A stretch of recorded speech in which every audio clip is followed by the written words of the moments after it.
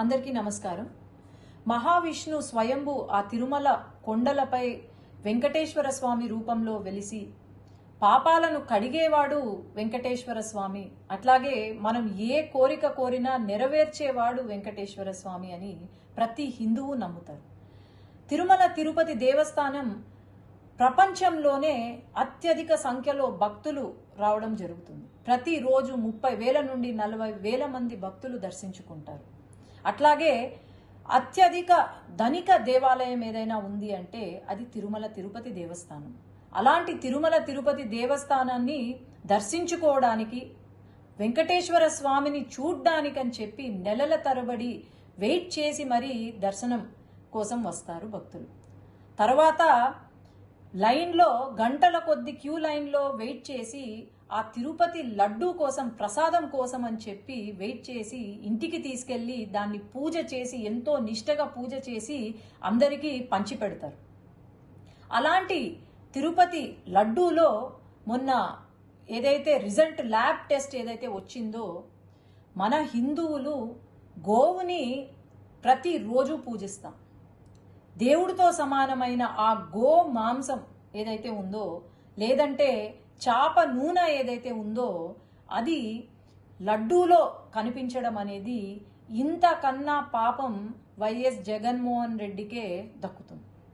ఎందుకంటే హిందువులు కాని వాళ్ళు, అసలు హిందుత్వాన్ని నమ్మని వాళ్ళను అక్కడ చైర్మన్లుగా తీసుకొచ్చి, కరుణాకర్ రెడ్డి అని చెప్పి అక్కడ చైర్మన్గా తీసుకొచ్చి, ఆయన వెంకటేశ్వర స్వామి ఒక నల్ల రాయి అని చెప్పి, అలాగే ఆ 7 కొండలు ఎందుకు, 5 కొండలు చాలు అని చెప్పి ఒక జీవోని తీసుకొచ్చి పెట్టారు. అట్లాగే వైవి సుబ్బారెడ్డి గారు అని చెప్పి ఆయనను తీసుకొచ్చి, అసలు హిందుత్వం అనే నమ్మని వాళ్ళను తీసుకొచ్చి ఈరోజు మరి అసలు వీళ్లకు ఆ ఆలోచన ఎలా కలిగింది అనేది నాకైతే అర్థం కావట్లేదు. ఎప్పుడో 1857లో సిపాయ్ మ్యూటినీ అని విన్నాం. అది బుల్లెట్లు, బ్రిటిషర్లు చేసే బుల్లెట్లలో గోమాంసం ఉందని చెప్పి, అదే ఫస్ట్ వార్ ఆఫ్ ఇండిపెండెన్స్ అని కూడా అంటారు.